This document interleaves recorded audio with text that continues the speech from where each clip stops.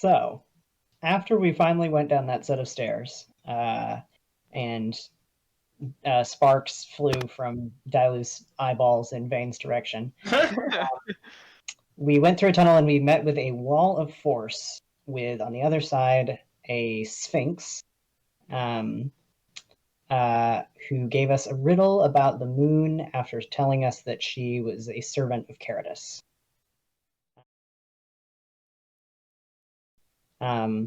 We successfully answered the riddle, which was good because that was terrifying for me. And learned that the Sphinx's name was Rossi. Which is the opposite of terrifying. Yeah. And I remember that she was kind of like matted and not well cared for, and that we were all kind of like, oh, Rossi. Yeah, we liked Rossi so much. Yeah, we would never very do adorable, anything to be fair. or anything. Nothing bad will happen to that. Two things. I first wanted to note how quickly Tracy got this riddle. Oh yeah, it was like immediate. The second thing is I remember now a bit more about that interaction between Vane and Dylu, because at this point Vane and Dylu were still pretty much strangers, and like it was very similar to how he was treating Sato, which was like, to me, you might as well be a civilian. So I'll go forward. I'll deal with the danger. You can, and that's fine. Yeah, which Dylu took as a personal insult. Will not be the last time Dylu says takes something innocuous Vane says as a personal insult. Yeah. One Vane's innocuous is most people's hubristic insult. Yeah. So this was, I think the notes are skipping into this a little bit, but this was basically not necessarily a maze, but like a series of tunnels going off in different directions, and there were three main branches at this point. I believe that's correct. And we knew there were 3 weapons. So we headed off down one of them, and we found a long tunnel covered in panels that would heat metal to the point of melting. So in order to pass through this tunnel, we knew we were going to have to take, all of our armor off and take all our weapons. And this is the first time this happened a lot. I remember we looked at it, went, and we turned around and went back the other way. Nope, we noped right out of there.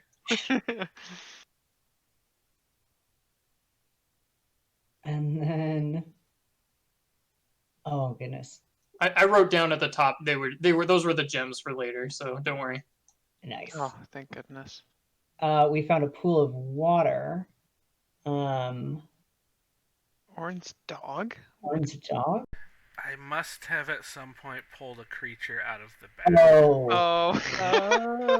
Because I didn't have a dog. I wouldn't have trusted a dog that I didn't create myself at that point. Yeah, it must have been. Oh, yes. Oh my gosh, yes. This was very heroic of Vane. Sato got charmed, and it was like, and the dog as well were like, looking like they were going to walk straight into the water, like under. Yeah. So if I recall it correctly, you're correct. You totally pulled this dog out of the bag of tricks, and we came across this room with a pool of water, and you told your dog to go dog paddle out into the center of the water to check it out. And then Sato was like, "Well, I can fly, so I'll fly over the center, and I'll watch down, and I'll keep watch on the dog and see what's going on from above." But we're in this not like there was some headroom, but there wasn't like hundreds of feet of headroom like What's outside. the worst that could happen? So he's still pretty close to the water, like around 20 feet away is how I was imagining it. I don't remember exactly.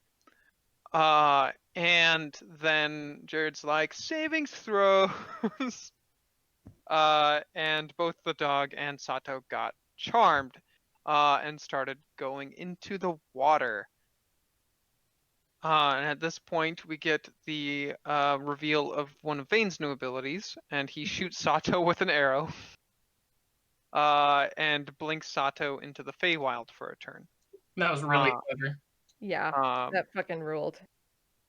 And that Thankfully, the charm was only 1 turn long, so when Sato returned, she was not charmed anymore and was able to escape. But the dog died, probably. I don't think we ever actually checked on what happened after the dog disappeared into the water. Oren I pretty think quickly realized that these things only last for 24 hours, and that if you got a boar and you ate it, you didn't get any sustenance, so he decided pretty early on that these things clearly didn't have any souls and were just things, and so he's pretty brutal with these spawned animals through the story. Yeah, and he learned that exact same lesson about unicorns. Yeah. That's not my fault. That I was no. I was led down a path of reinforcing that any animal that I pull out is not going to give us sustenance. It doesn't really exist. It comes back within an hour, whatever. And so if I then take that to all animals that I just make appear sometimes, then maybe that's on the DM for reinforcing that behavior. Oh. Well, Oren's about to be punished for something else in the next paragraph. we looked back because the water was there. So, I skipped over the fight there. Yeah. Oh yeah. We have a bunch of seaweed horse monsters burst from the water and try to kill us / drag us into the water to die. That we defeat relatively quickly without much danger, if I recall correctly. Yeah, and then once we turned back, the Sphinx was there and pointed out that there was an ogre behind us blocking the way out. And Oren made the decision in the moment of well, I can hit the ogre with a fireball, but I'm going to have to hit the Sphinx too. Oh well. And did that, and Rossi got very angry. So one thing that should be pointed out here, though, that we didn't talk about, is that Oren, at this point mentally, I was playing a very specific mental state, which is that he had watched all of his friends die, and then we had gone to, we got back, and some of them were missing. One had betrayed them. Oddly, he didn't know what happened to. And then we got our asses kicked again, and should have died, but somebody else pulled us out. And then somebody shows up and teleports us away, and he tries to stop it, and gets his other friend cut in half. And so he was kind of in a fuck it mood the whole dungeon, because it was I'm not strong enough to save people, I'm not strong enough to save myself, I keep watching people die, I'm just gonna start fucking blasting things because maybe power will help get us out of this all alive. I think that's totally fair. I want to stay on one point for just 1 second because it's going to be important, and that's that he fireballs both the ogre and the Sphinx. Yes. It was the wrong thing to do, but... just you wait. Okay. Yep. So we roll initiative again. Yeah. I just remember, what was this? Where did she send you?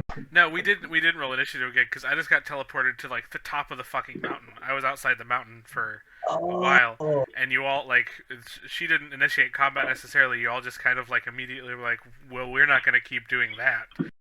And you I actually remember, this was the first time that the fact that we had 2 charm rogues in the party emerged, because Dalu and Thane double teamed it, and I think both rolled above 20s on persuasion checks to be it's okay, Sphinx. You don't need to send Oren to hell jail for hitting the fireball. It was an accident. We love you. That's pretty fair. Yeah. So she brought me back, and we move on, and she's not my biggest fan, but we don't have to fight the Sphinx. What?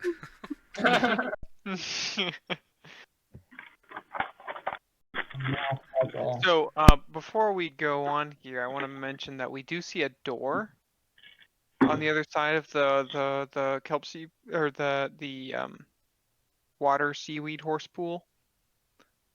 But then we just ignore it and go back the way we came. I don't don't. Ignore is a strong word. We filed it acknowledge away presence. for later. I mean, Tracy, we all know who we are. Listen. We could lie to history in this recording, but we all know.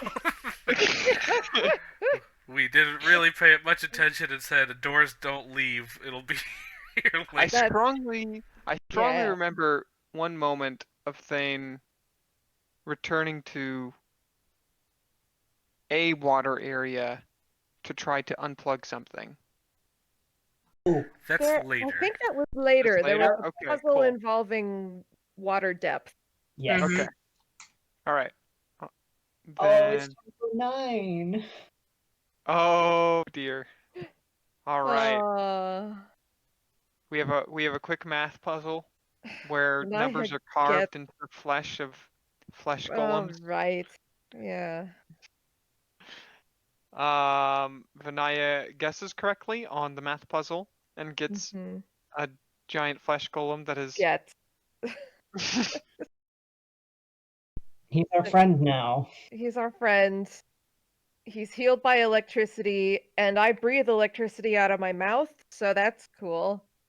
I recall Vinaya being extremely uncomfortable with this because sort of the implication is one of servitude. Yep.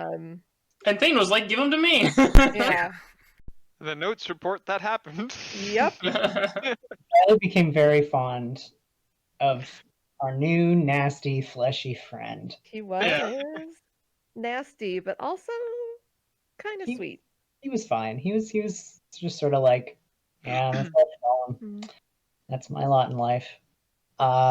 It's not mentioned here, but I know for this next puzzle, we went into another room and it had like a bunch of orbs hanging from the ceiling, each in different colors. And Dailu succeeded, I think, on a dex save. She was like standing in the doorway and the door started to close and she succeeded but jumped out of the room. And so for this entire encounter was on the other side of a stone door that had dropped. Like, wait, how's it going in there? And when shit started to go down in the room, was like desperate to get inside and like help everyone. And so at one point rolled a crit on a strength check to try to lift this stone door, and lifted it like an inch, and then yelled for 9 to come and grab it on the other side, which he did. But then the door started to slip back down, and Dailu let go and pulled her hands back, and it fell on 9's fingers, and it Right. crushed his fingers, and they fell off. Yeah. And Dailu felt really bad, and she sewed his fingers back on. And And that's I when made we sparks, and they help. Yeah, and that's I think when it first became relevant that Dailu is the daughter of 2 tailors. But this puzzle is very funny to me. This was Yeah. really amusing. This was the start of part of Orin's just physical persona from Orange bling. A bit. So yeah, so there's a bunch of glass orbs hanging from the ceiling that are all different colors. When we like look at them or hold them up to our ears, like one of them we can hear wind blowing and there's lots of figures in it. One is really heavy and there's no figures. One has like hundreds of little metal objects rumbling around, rushing around inside, and then others just have like stuff in them. And so we start breaking them, hoping to get. We need a key. There was like Yo, out of yeah, here. that was the thing. All the things in them were keys. Well- They were filled with keys, I think.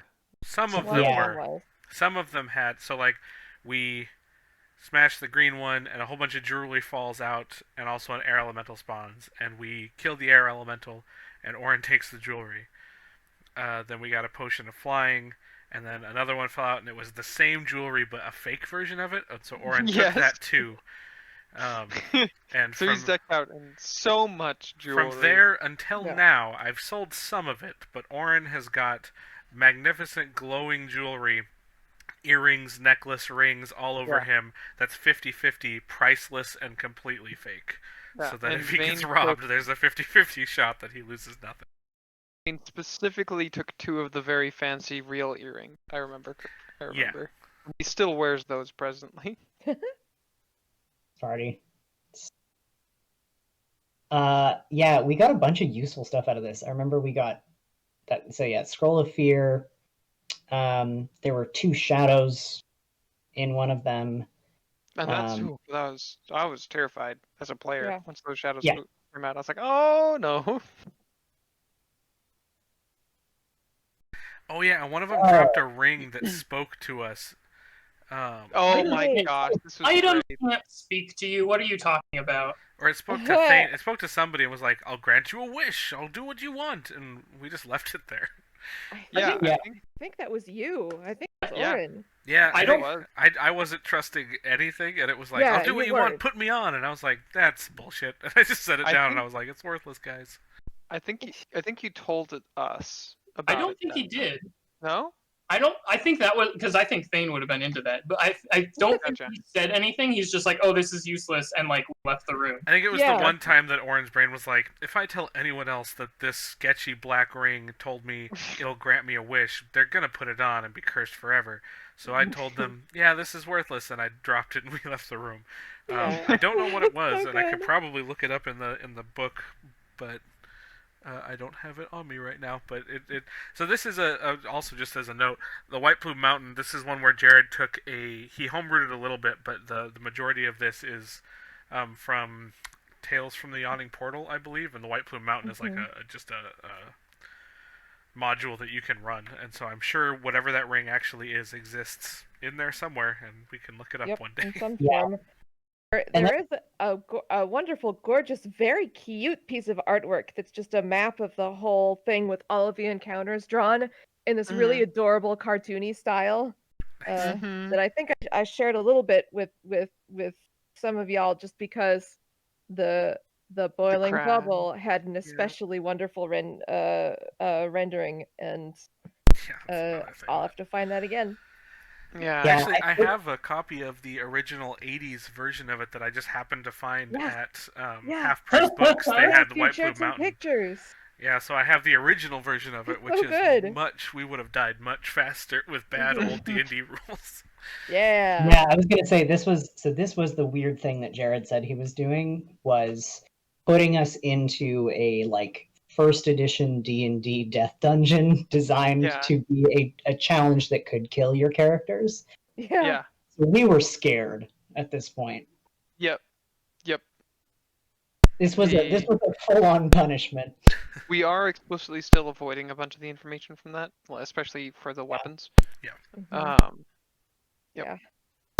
And then Thane had been bugging Orin, or at least started to. I don't remember exactly, but about information on Epic, and Orin, lamenting the death of most of the people he had been working with, said, "Listen, if we survive this, I'll tell you whatever you want to know about Epic, but I'm not talking about it right now." And then we came to the 3 doors, or we had 3 options to go. We could go backwards to the water and the seaweed monster, the Kelpie, or we could go left into what is called here as a melty hallway, but it was a hallway where if you walked into it, metal things that you were carrying started to heat up the longer you were going down that hallway. That was the one that we turned away from earlier. And then to the right was a turnstile that wouldn't allow us to backtrack. So that was kind of like once you go here, who knows what's ahead, maybe it'll loop back, but you can't come back through that door once we go through it. Mm-hmm. So we went to the water. Yep, back to the water with the door that we abandoned to a lonely end. That's right, and we dove Of a hallway. into the water, and that's where we found the treasure chest. We found a treasure chest. And did we not open it yet? So I don't even remember the the treasure treasure chest had in it. So at this point, I had kind of been getting a lot of the loot, and so At this point, I found and it points beyond as well. But there was a treasure chest, and Dailu was like, "Dibs," and I was like, "That's cool. I've decked out in jewelry." I believe, Scout, this is where you find your stabby shirt. No, Oh. that was later. That was, I Okay. believe, after the Oni fight. Oh, I thought that was in the that's water right. here. If we had Black Razor at that point. Oh, well, what was in the treasure chest then? I have no idea. I don't remember it. Probably Maybe wasn't we important. just left it there. Maybe it was just concerning and we left it. No, I assume we opened it, but it probably just was, like, I don't write down loot for everything. Yeah. It might have just been like money or something. If it- We got a lot of money out of this. If it was one of the weapons or something, I would have written it down. But yeah, doesn't matter. 500 rupees. Yeah. something like that. I You could have go swore because I thought. It was definitely after Black Razor because Yeah. well, we'll get to it. Okay. Well, Yeah. It was It was definitely Black was. Razor involved. Oh yeah, this thing. Yeah, we met the like faithful bodyguard, I think this was of Caritas Yep. at this point, but he was Oh. just hanging out with his spouse and we were like, Yeah. and "Hey, we we'll s- just leave you alone." we struggled to get there for a bit because it was through that tube that was oil slicked. So we were like, Oh yeah. Oh, Yeah, Jared said I think it was like one of those funhouse tubes that keeps Yeah. rotating, right? Yeah. Yeah. Yeah, so yeah, there's the water pit, and there's that tube, and it leads to these door, and the person fires a fire arrow at us, and we're covered in oil from the slicky tube, and he says, "My love, stay safe," and slams the door shut behind him. We solve it peacefully, but he says that he is there to keep basically the kelpie that we killed in the water before. It's his job to keep that thing happy and fed. And we were just like, well, no worries, we won't Not a touch problem. it. It's there. Yeah, You stay we lied here. to him. don't check. Don't check, it's fine. We love that Kelpie. Oh my god. Okay, so this is the doors, and I just need to note. So we'd seen this set of doors before, and maybe this is why we didn't go into it before. Is it these doors opened inward, right? Or it was that they. There's No, something about these. We would have had doors. we had to push them from where we were to open them. Yeah. And So we they, got very opened confused by this into point. yeah. Jared was Yeah. super specific about the direction in which they opened. They opened in the direction of the place that we were going through them to get to. They were Away push doors. from us. Yeah. and he was so specific about this that we were all like, "What does it mean? What does it mean? Don't What does open it the mean?" door. Don't And open the door. Every We're all just future freaked door, out. we asked which direction it opened in. Like Yeah. we demanded to know. Turns out it wasn't a trap. Well, It was. So we go through those doors and we enter into a large area that appears to be the inside of a bubble. Outside of this bubble is hot boiling water, and in its center is a large giant crab, behind which is a chest sitting kind of in the back center of this room. Immediately, we go into initiative, and Orin knows one big damage spell, and that's Fireball. And so he throws a Fireball, not really thinking about where it's going to hit, because we're over here and the monster's over there. And so I hit the giant crab, but also the edge of the bubble. The bubble membrane immediately bursts, and boiling water starts flowing in and filling this Pause room. right there, Yeah, definitely pause. because this means that Orin did not learn his lesson about Fireball. No, Oh, no, he did not. And we need to talk about that for just a little bit. No, not very long, because we'll have other opportunities. Oh, yeah. Yeah, okay. But I do want to note that this was great because Jared really paused for a moment when Orin did this, and he did this thing, and he was like, "I have to do it." Yeah, And, everything like- being like, "There's a mechanic for this." Well, and later he was like, "This explicitly says if the players do something reckless near the membrane, such as Fireball, Yeah. And the bubble will burst and blah."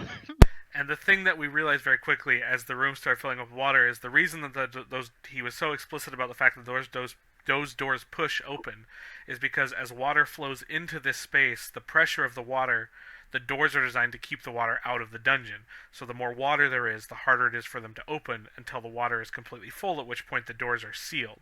And this water is boiling hot because we're in a volcano. So if you're sealed in there with this water, you will boil to death and you will just die.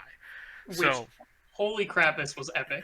So what I did, Wow. Yeah. I used my last spell slots and kind of just like, all right, you guys get out of here, because I think we could we see Wave at that? No, we could. I just saw a chest. No. You saw a chest, and we're like, we are getting the hell out. No, we saw a chest, and we had through the information we had gotten, we had puzzled like Wave is probably here because it says Wave. In Right, the yeah, boiling this is the boiling bubble read that was the- part of the riddle. So we had to assume Yeah. chest probably got our MacGuffin in it. Yeah. Yeah, So I'll read the passage again, oh yeah, go for it. which is, to rescue Wave, you must do battle with the beast in the boiling bubble. Yeah. Yeah. So I turned to them and was just like, go, and I used the last of my my sorcery points to make an extra spell slot because I was out of spell slots to dimension door myself to the chest, not knowing if I'd be able to get back or not. I opened up the chest, and inside of it was a bunch of gems, some gold, some goggles, and a stone with a rune on it, and then the most magnificent trident that I had ever seen. And at this point, I grabbed the trident, and Jared kind of said, the next part kind of took place outside of time, so the clock wasn't running down, it was just, I was whisked away mentally somewhere else. And Wave explained to me that they were a manifestation kind of the god of roads, and explained that the god of roads, their whole mentality is that everyone is they're the god of sea travelers and of voyage of the surface of the seas and smooth waters and rough waters, and people who are it's a common god of sailors who are trying to get from point A to point B, that they pray to the god of roads for safe travel, and then on top of that everybody is kind of on a path, and that he help guides that, and that wherever you're going is kind of where you're supposed to be, and letting the waves and the wind carry you, kind of a thing. Orin's backstory meshed super well with that, and I was very excited because the thing that I had told Jared beforehand is like, well, if I'm going to be a wild magic sorcerer and I'm going to be a sailor background, I think those fit kind of cool together, as like the ocean is kind of a thing that you're never in control of. It's wild, and you're kind of along for the ride, and you can aim things and go place to place, but if you don't respect it, it'll kill you. And his relationship with magic is very similar to that, because he's kind of just mainlining raw magic, and he's pushing it out to do these spells, but things he's just kind of letting it take him places. And so, anyways, it said, you can wield me if you agree to be a disciple of the god of roads. And I was like, hearing all that stuff and how well it jives, I was like, absolutely I will. And so I grabbed Wave and sucked back into the current situation. I had enough time to grab the goggles, I believe, Awesome, I got my goggles. and some gems. I remember you grabbing like a huge ruby or something, like That's half right. the size of your body. Yeah, gems is incorrect. It was a gem that was for 3 foot Orin. It was about 1.5 feet wide. And so I grabbed one gem under my arm, put those goggles on my head, and grabbed the trident, and I left the rune behind, which I have since found out, very frustratingly, the item in that thing is supposed to be a rune of luck, which basically gives the person 1 luck point, which I left behind for a gem that was not worth as much as a luck point rune, but that's fine. You know what? I feel like you sucked up the luck of that rune that day. Like, you got the benefit, but it was all that day. Yeah. So cut back to everybody else trying to make their way out of the door and also hold the door open for me. Really importantly, at this point, that it's just that crab and Orin. And Orin hasn't had time to do shenanigans with the trident yet. And Vane blinks it out of existence for another turn. The crab. Yeah. Yeah, he uses his arrow to teleport it to the Feywild again. Yep. Yeah. Which was, again, so epic, given that it was crabs, I guess, or it was like trying to grapple us or something, or we knew we could grapple. Yeah. Actually, It that's was right, so because I did it good. twice in the crab fight. Once was right immediately here, when Orin was like, I've got the stuff, but I don't have anything to protect me right now. And the crab's like, oh ho ho ho, It got blinked to the Feywild, and it happened again when Orin needed to get past the crab. So if I remember correctly, Devin, you had it turn off the cube, and you ran to the other side, and then he grabbed you. Well, I found out that when I picked it up, I got a sheet, and it said that one of the things that Wave can do, amongst a list of cool things, was that it acts as a cube of force. And a cube of force creates a 15-foot cube with you at its center, and depending on how many charges you expend, it can block living things, or it can block non-living things, or it can block spell effects, or it can block everything. And I set it to... I think I not knowing how it worked well, I set it to something where I kind of got myself wedged in the... Yep. Oh, because... I think you did living things, and then the crab was in your way. No, I did living things so that the crab couldn't get me, but the crab was in my way, so I couldn't get through it. Yeah. Also, the room was filling with boiling water, and that was... Yep. The longer we Not stayed in everything water, fell. every turn we took more and more damage, the deeper the water got. Yeah, I want to really quick just describe the layout of this because it was so cinematic. So It really we was. Really there was. was like a kind of narrow hallway leading into the bubble, and the crab couldn't actually get all the way into that hallway. So we were trying to Orin teleported all the way into the danger zone. The rest of us were kind of back at the doors and trying to engage it, but also trying not to get grappled and dragged into the room. And really remember- importantly, there were 3 sets of those doors. Yes. Yeah. So that's what I was going to describe. Is we knew we had to start opening them and try to get it out. And so Thane and 9 went ahead, but 9 was taking damage, and we had found out that 9, below a certain health threshold, was just going to go berserk and start attacking us as like a self-protective thing. And Thane has -1 to strength. Yeah. And so it was Thane and 9, and Thane could not get these doors open, and 9 was taking tons of damage from the water and just slipping closer and closer to the brink. And so they were in the vent, and then Vane was out in the vanguard, trying to help Orin, and Vinaya and Dailu were propping open the first door and like standing in like a foot of boiling water. And just like screaming, like go, Screaming. go, go. Like, I remember and 3 sets of doors. Was it just 2? it, like, no, I it think was there were 3. No. there were There were 2 sets of doors. It was basically an antechamber. So there was a room, there was the bubble room, there was a small room that was the antechamber, and then there was the main dungeon. I would have Yeah, sworn I there were remember 3. there were 2 antechambers, but maybe I'm crazy. I'm remembering 2 antechambers as well. I think it's 3 sets of doors, yeah. I thought because I remember it being a lot of strength checks on the way out. Yeah. It was just like I had thought that we had 9 on the back door with Thane, and then I thought we had Vinaya on the second door, holding it the entire time. Probably. And then we had Dailu holding the first door, and basically, I think, juggling it with Vane. No. Between Vinaya and No, I remember this being a Sato bonding and moment. Sato. Yeah. Oh, Sato. Yeah. Sato and Dailu were holding the first door. Yeah, sorry, I just looked at the map. You guys are right. There were 2 rooms. I had it wrong. I remember it being like a bonding moment, like just a quick nod between Vinaya and Dailu when neither of them like started leaving and were just like, nope, we're gonna stand in the boiling water. Yeah, I will get you out of here, that sort of thing. Yeah.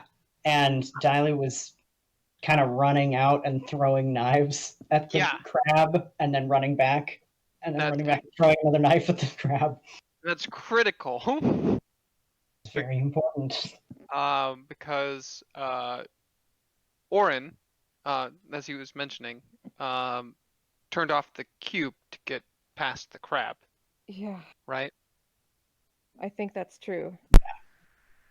Yeah, so then I think I'm running in through boiling water trying to get there, and I managed to just slip through kind of at the last possible, like there's maybe 1 or 2 rounds left of you can hold this door open before the crushing force of a whole ocean locks it forever. Well, you didn't even make it there just yet, because you got grabbed by the crab after you got to the other side. Oh yeah, I grappled. And then I blinked it out again. but then it like was about to get another turn to try to attack you, I remember, and I think it got killed by like on the button. We killed it on the button right before it got a chance to attack you again. Yeah, it was one of those like I had been feeling like, oh my god, Dailu is not contributing that much with these knives just throwing, and then the blow that killed it did its exact amount of health. Yep. And I remember Jared, I think, had mentioned later that, like, yeah, this crab was designed to, like, grab you, hold you, and, like, attack, like, just wreck you once it had grabbed you. And, yeah, we didn't give it a chance to do that. Awesome. This is where, and you made a note of it, this is where Jared explained, like, by the way, this dungeon is designed to kill players. Like, it's supposed to be a kind of a one-shot, where it's like, if you die, that's fine. Yep. And Orin starts heading back, and Vayne, as we find out, unnecessarily, Misty stepped in to help Orin back into the antechambers. And barely we slip into that room and are able to force the next door open enough that we can slip into the next chamber and then get out just barely in time. Yeah, oh my god.